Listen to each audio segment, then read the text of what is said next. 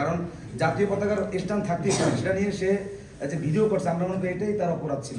তার সাথে আরো কোনো লোক ছিল এটা তো আমরা ওই মুহূর্তে নির্ধারণ করতে পারিনি। আর আমরা শুধু থানায় অভিযোগ করছি, যেখানে একজন ম্যাজিস্ট্রেটের পরিচয় দিলে সেখানেও আমাদের অধিকার আছে যে আপনি যে ম্যাজিস্ট্রেট সেই কার্ডটা আমাকে দেখান। যে সমস্ত কর্মীরা ওখানে ছিলেন তারা তার কাছে দাবি করতেছে যে আমাদের এইগুলো রাখছেন কোথায়। সেখানে আপনিও ছিলেন। আমরা উইদাউট ক্লাব সে ব্যাপার দেখেছেন, আমিও দেখেছি। ওই স্থানগুলো হচ্ছে উদ্ধার করার পরে যেটা দায়িত্বশীল সাংবাদিকতার পরিচয় দিতেন, তাহলে প্রথমেই ওনার যেহেতু একটা সন্দেহ হয়েছে, উনি আইন শৃঙ্খলা পরিস্থিতি আইন শৃঙ্খলা বাহিনীর কাছে জানাতেন। সেখানে যদি আমরা দোষী সাব্যস্ত থাকতাম এবং অসৎ উদ্দেশ্যে যদি এগুলো এনে থাকতাম তাহলে আইন শৃঙ্খলা বাহিনী এই ব্যাপারে পদক্ষেপ নিতেন।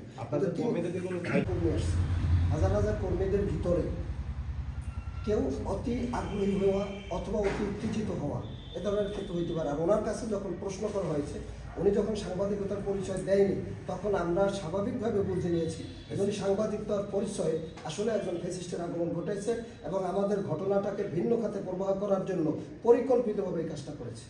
শুধু প্লাস্টিকের স্ট্যান্ড দিয়া আপনারা সবাই জানেন যে প্লাস্টিকের স্ট্যান্ড এবং তার সাইজও আপনারা দেখছেন।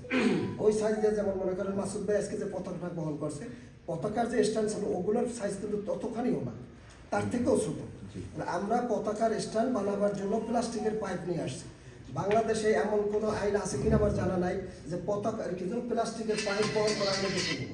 তাহলে আমরা যদি এই পাইপগুলো এনে থাকি এবং রাখছি কোথায়, খোদ উপজেলার একেবারে অফিস গেটে, মূল ফটকে, তাহলে আপনারা এখানে বুঝতে পারতেছেন যে আমাদের ভিন্ন কোনো উদ্দেশ্য আছে কি ছিল না।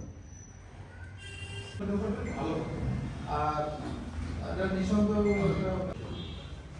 দেওয়া হয়েছে, আমি আমার পরিচয় নাহলে কেউ